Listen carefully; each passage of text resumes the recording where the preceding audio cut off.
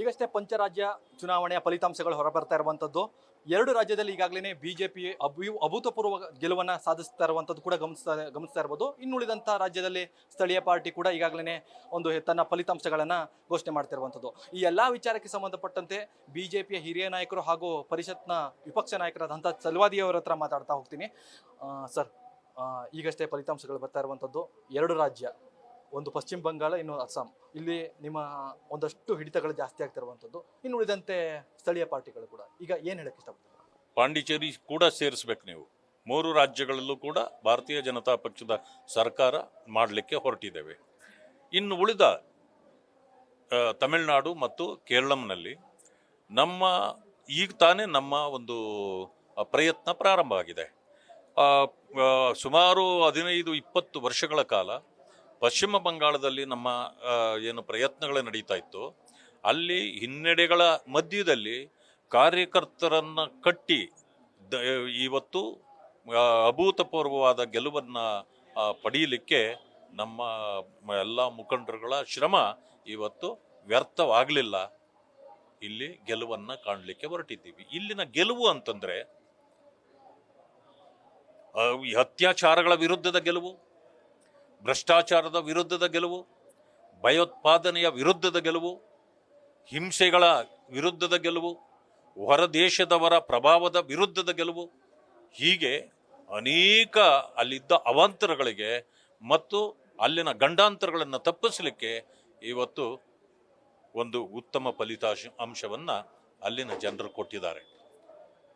ಬಾಬಾ ಸಾಹೇಬ್ ಅಂಬೇಡ್ಕರ್ ಅವರ ಏನು ಸಂವಿಧಾನದ ಫಲ ಇದೆ, ಸರ್ವರಿಗೂ ಚುನಾವಣೆಯ ಹಕ್ಕು, ಆ ಹಕ್ಕನ್ನೇ ಕಿತ್ತುಕೊಂಡಿದ್ದಂಥ ಒಂದು ಸರ್ಕಾರ, ಮಮತಾ ಬ್ಯಾನರ್ಜಿಯವರ ಸರ್ಕಾರ ಇವತ್ತು ಪತನಗೊಂಡಿದೆ ಅಂತಂದರೆ ಅದು ಸಂವಿಧಾನಕ್ಕೆ ಸಂದ ಜಯ.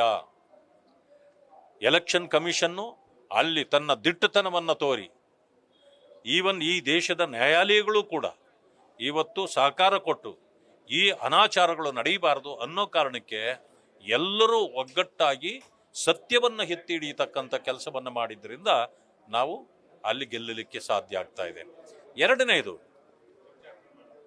ಹೇಮಂತ್ ಬಿಸ್ವಾಸ್ ಅವರ ವಿಚಾರದಲ್ಲಿ ಹೇಳೋದಾದ್ರೆ, ಅವರಿಗೆ ಈ ದೇಶದಲ್ಲ ಬಹುದೊಡ್ಡ ಪಕ್ಷ ಅಂತಿದ್ದ ಪಕ್ಷ ಅನ್ಯಾಯ ಮಾಡಿದಾಗ ಅವರು ಬಂದು ಒಂದು ಉತ್ತಮ ನಾಯಕತ್ವವನ್ನು ಪ್ರದರ್ಶನ ಮಾಡಿ ಭಾರತೀಯ ಜನತಾ ಪಕ್ಷ ಅವರಿಗೆ ಕೊಟ್ಟ ಆ ವಿಶ್ವಾಸದ ಶಕ್ತಿ ಇದೆಯಲ್ಲ, ಅದು ಇವತ್ತು ಅಸ್ಸಾಮನ್ನು ಕೂಡ ಭಾರತೀಯ ಜನತಾ ಪಕ್ಷಕ್ಕೆ ಕೊಟ್ಟಿರ್ತಕ್ಕಂಥದ್ದು. ಕೇರಳ ಮತ್ತು ತಮಿಳುನಾಡಲ್ಲೂ ಕೂಡ ಬಹಳಷ್ಟು ಪ್ರವಾಸಗಳು ಕೂಡ ಮೋದಿ ಅವರು ಕೂಡ ಮಾಡಿದ್ರು. ಇಲ್ಲೊಂದ್ ಕಡೆ ನಿರೀಕ್ಷೆ ಇತ್ತು ಈ ಬಾರಿ ಬಿಜೆಪಿಯ ಬೆಂಬಲಿತ ಪಾರ್ಟಿ ಇರ್ಬೋದು, ಬಿಜೆಪಿ ಒಂದಷ್ಟು ಕ್ಷೇತ್ರದಲ್ಲಿ ಗೆಲ್ಲುತ್ತಂತ. ಟಿವಿಗೆ ಏನ್ ಅನ್ಸುತ್ತೆ ಸರ್? ನೋಡಿ, ತಮಿಳುನಾಡು ವಿಷಯ ಹೇಳೋದಾದ್ರೆ, ಈ ಸಿನಿಮಾ ರಂಗಕ್ಕೆ ಹೆಚ್ಚಿನ ಮಹತ್ವ ಪ್ರಾಶಸ್ತ್ಯವನ್ನು ಕೊಡ್ತಕ್ಕಂಥ ಜನ ಅಲ್ಲಿದ್ದಾರೆ. ಇದು ಕರ್ನಾಟಕದಲ್ಲಿ ನಡೆಯೋದಿಲ್ಲ. ಆದರೆ ಎಲ್ಲ ಸಿನಿಮಾದವರು ಒಮ್ಮೆಲೇ ಬಂದಾಗ ಆ ಒಂದು ರೀತಿಯ ಫಲಿತಾಂಶ ಬರೋದಿಲ್ಲ. ಬಟ್ ಇಲ್ಲಾಗಿದ್ದೇನು ಅಂತಂತಂದರೆ, ಈ ಯಾವುದೇ ಸಿನಿಮಾದ ರಂಗದವರು ಇವತ್ತು ಫೀಲ್ಡಲ್ಲಿ ಇರದೇ ಇರುವಾಗ, ಸೊ ವಿಜಯ್ ಅವರು ತಕ್ಷಣಕ್ಕೆ ಒಮ್ಮೆ ಬಂದಾಗ ಯುವ ಸಮುದಾಯ, ಈ ಸಿನಿಮಾ ರಂಗವನ್ನು ಮೆಚ್ಚುವಂಥವರು ಎಲ್ಲರೂ ಕೂಡ ಅವರ ಜೊತೆಯಲ್ಲಿ ನಿಂತರು. ಅದು ಸರಿಯಾಗಿ ಏನಾಗಿತ್ತು ಅಂತಂತಂದರೆ, ನಮ್ಮ ಇದು DMKಯಲ್ಲಿ ಇವತ್ತು ಯಾವ ರೀತಿಯಲ್ಲಿ ಇದು ಪಶ್ಚಿಮ ಬಂಗಾಳದಲ್ಲಿ ಅಟ್ಟಹಾಸ ಮೆರೀತಿದ್ರು, ಹಿಂದೂಗಳ ವಿರುದ್ಧವಾಗಿ ನಡ್ಕೊಳ್ತಿದ್ರು, ಇದೆಲ್ಲವನ್ನೂ ಗಮನಿಸಿ ಅಭಿವೃದ್ಧಿ ಶೂನ್ಯವಾಗಿತ್ತು. ಪೂರ್ತಿ ಗ್ಯಾರಂಟಿಗಳ ಹೆಸರಿನಲ್ಲೇ ಮಾಡಕ್ಕೆ ಹೋದ್ರೆ ಎಲ್ಲರದು ಕೂಡ ಹಿಂಗೆ ಅಂತ ಪರಿಸ್ಥಿತಿ ಬರುತ್ತೆ.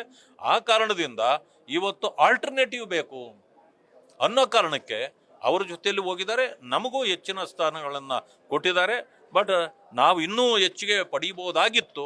ಸೊ ಕಾರಣಾಂತರಗಳಿಂದ ಇನ್ನೂ ಅದನ್ನು ನಾವು ಕೂಡ ಓರೆಗಚ್ಚಿ ನೋಡಬೇಕಾಗ್ತದೆ. ಆದ್ದರಿಂದ ನನಗನ್ಸ್ತಂಕರ್ದು ಅಲ್ಲಿ ಸಿನಿಮಾ ರಂಗಕ್ಕೆ ಹೆಚ್ಚಿನ ಮಹತ್ವ ಕೊಟ್ಟಿದ್ದಾರೆ. MGR ಇರ್ಬೋದು, ಜಯಲಲಿತಾ ಅವರು ಇರ್ಬೋದು, ಕರುಣಾನಿಧಿಯವರು ಕೂಡ ಅದೇ ರೀತಿ ಬಂದವರು, ಅದಕ್ಕೆ ಕೊಟ್ಟಿದ್ರು. ಈಗ ಅದಾಯಿತು. ಕೇರಳದಲ್ಲಿ ಅಂತೂ ಆಲ್ಟರ್ನೇಟಿವ್ ಇಲ್ಲ. ನಮ್ಮ ಶ್ರಮ ಅಲ್ಲೂ ಹಾಕಿದ್ದೇವೆ. ಅದು ಈಗ ಪ್ರಥಮವಾಗಿ ಈಗೀಗ ನಾವು ದಾಪುಗಾಲ ಆಗ್ತಾ ಇದ್ದೇವೆ. ತಮಿಳುನಾಡು, ಕೇರಳಂ ಇದೆಲ್ಲವನ್ನು ಕೂಡ ಮುಂದೆ ಆಂಧ್ರ, ತೆಲಂಗಾಣ ಎಲ್ಲ ದಕ್ಷಿಣ ಭಾರತವನ್ನು ಕೂಡ BJP ತೆಕ್ಕೆಗೆ ಜನ ಕೊಡ್ತಾರೆ. ಯಾಕಂದ್ರೆ ಜನ ಮೋದಿಜಿಯವರ ಮತ್ತು BJPಯ ಬಗ್ಗೆ ವಿಶ್ವಾಸವುಳ್ಳವರಾಗಿದ್ದಾರೆ. ರಾಜ್ಯದ 2 ಬೈ ಎಲೆಕ್ಷನ್ ವಿಚಾರಕ್ಕೆ ಬಂದಾಗ 2ರಲ್ಲಿ 1 ಕ್ಷೇತ್ರ ಅವರು ಗೆಲ್ಬೋದಿತ್ತು ಅಥವಾ 2 ಕ್ಷೇತ್ರ ಗೆಲ್ಬೋದಾಗಿತ್ತು. ನಿಮ್ಮ ಒಂದು ಪ್ರವಾಸ ಕೂಡ ಹಾಗಿತ್ತು, ಸಂಘಟನೆ ಕೂಡ ಹಾಗಿತ್ತು. ಎಲ್ಲೊಂದ್ ಕಡೆ ಟಿಕೆಟ್ ವಿಚಾರದಲ್ಲಿ ಕಾಂಗ್ರೆಸ್ ಮಾಡ್ಕೊಂಡಂತ ಎಡವಟ್ಟುಗಳು ಎಲ್ಲೊಂದ್ ಕಡೆ ನಿಮ್ಗೆ ಲಾಭ ಆಗಿತ್ತು ಅಥವಾ ಆಗ್ತಾ ಇತ್ತು ಅಂತ ಕೂಡ ಒಂದು ಚರ್ಚೆ ಆಗ್ತಿತ್ತು. ಬಟ್ ಈಗ ಕಾಂಗ್ರೆಸ್ ಅವರು ಮುನ್ನಡೆ ಇದ್ದಾರೆ ಸದ್ಯದ ಬೈ ಎಲೆಕ್ಷನ್ ಅಲ್ಲಿ. ನೋಡಿ, ಅವ್ರು ಎಷ್ಟೇ ಮುನ್ನಡೆ ಇರಲಿ, ಪರಿಸ್ಥಿತಿ ಅವ್ರದ್ದು ಚಿಂತಾಜನಕವಾಗಿದೆ, ಅಭಿವೃದ್ಧಿ ಶೂನ್ಯವಾಗಿದೆ. ಆದರೆ ಸರ್ಕಾರ ಅವ್ರದ್ದಿದೆ, ಅದು ಒಂದು. ಎರಡನೇ ವಿಷಯ ಏನಂತಂದ್ರೆ, ಸರ್ಕಾರದ ಯಂತ್ರವನ್ನು ಸಂಪೂರ್ಣವಾಗಿ ದುರ್ಬಳಕೆ ಮಾಡಿ ಇಲ್ಲಿ ಒತ್ತಡ ಹಾಕಿ ಸರ್ಕಾರವನ್ನೇ ಬೆಂಗಳೂರಿನಿಂದ ಬಾಗಲಕೋಟೆ ಮತ್ತು ದಾವಣಗೆರೆಗೆ ವರ್ಗಾಯಿಸಿಕೊಂಡು ಶಿಫ್ಟ್ ಮಾಡಿ ಅಲ್ಲೇ ಕುಳಿತು ಎಷ್ಟು ಶ್ರಮ ಹಾಕಿದ್ದಾರೆ. ಅಂದರೆ ಅವರಿಗೆ ನಿದ್ದೆ ಕೊಡದಂಥ ಪರಿಸ್ಥಿತಿಯಲ್ಲಿ ನಮ್ಮ ಕಾರ್ಯಕರ್ತರು, ಮುಖಂಡರು ಕೆಲಸ ಮಾಡಿದ್ದಾರೆ. ಸೋಲು ಗೆಲುವು ಎರಡನೇ ವಿಷಯ. ಆದರೆ ಇವತ್ತು ಅವರು ಇಷ್ಟೆಲ್ಲ ತಂತ್ರಗಾರಿಕೆ ಮಾಡಿದರೆ 30-40 ಸಾವಿರ ಲೀಡಲ್ಲಿ ಗೆಲ್ಲಬೇಕು ಅಲ್ವಾ? ಅಂಥದ್ದು ನಾವು ಅವರಿಗೆ ನಿದ್ರೆ ಕೊಡಲಾರದ ರಾತ್ರಿಗಳನ್ನು ಸೃಷ್ಟಿ ಮಾಡಿದ್ದು ನಮ್ಮ ಕಾರ್ಯಕರ್ತರು ಒಗ್ಗಟ್ಟಿನಿಂದ ಕೆಲಸ ಮಾಡಿದ್ದೇವೆ.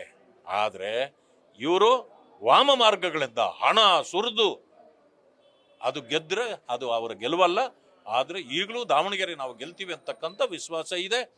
ಇಲ್ಲಾಂದ್ರೂ ಕೂಡ ಇವರು ಹೊರಗಡೆ ಹೋಗ್ತಕ್ಕಂಥ ಸಂದರ್ಭ ಇದೆ.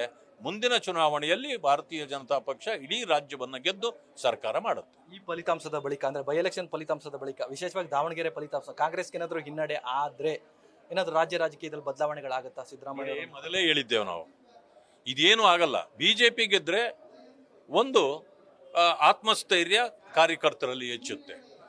ಕಾಂಗ್ರೆಸ್ ಗೆದ್ರು ಅವ್ರಿಗೇನು ಆತ್ಮಸ್ಥೈರ್ಯ ಇತ್ತಲ್ಲ, ನಮ್ಮ ಸರ್ಕಾರ ಇತ್ತು, ಏನೋ ಮಾಡಿ ತಂತ್ರ ಕುತಂತ್ರ ಮಂತ್ರಗಳನ್ನು ಮಾಡಿ ನಾವು ಗೆದ್ಕೊಂಡಿದ್ದೀವಿ ಅಂತ ಅನ್ಕೊಳ್ತಾರೆ ಅಷ್ಟೇ. ಅದು ಬಿಟ್ಟರೆ ಏನು ಆಗೋದಿಲ್ಲ. ಆದರೆ ನಾವು ಇನ್ನಷ್ಟು ಶ್ರದ್ಧೆಯಿಂದ ನಮ್ಮ ಕಾರ್ಯಕರ್ತರ ಪಡೆಯನ್ನು ಗಟ್ಟಿಗೊಳಿಸ್ತಕ್ಕಂಥ ನಾಯಕರನ್ನು ಮತ್ತಷ್ಟು ಜೊತೆಯಲ್ಲಿ ಇಟ್ಟುಕೊಂಡು ಮುಂದಿನ ಚುನಾವಣೆಯನ್ನು ಎದುರಿಸ್ತಕ್ಕಂಥ ಕೆಲಸವನ್ನು ಮಾಡ್ತೇವೆ. ಇವಿಷ್ಟು ಬಿಜೆಪಿಯ ಹಿರಿಯ ನಾಯಕರು ಹಾಗೂ ಪರಿಷತ್ನ ವಿಪಕ್ಷ ನಾಯಕರಾದ ಛಲವಾದಿ ನಾರಾಯಣಸ್ವಾಮಿ ಅವರ ಮಾತಾಗಿತ್ತು. ಕ್ಯಾಮರಾಮನ್ ಮಧುಕುಮಾರ್ ಜೊತೆ Ganapati, news first Bengaluru. News first ನಿರ್ಭೀತಿಯಿಂದ ನಿಮ್ಮ ಪರವಾಗಿ.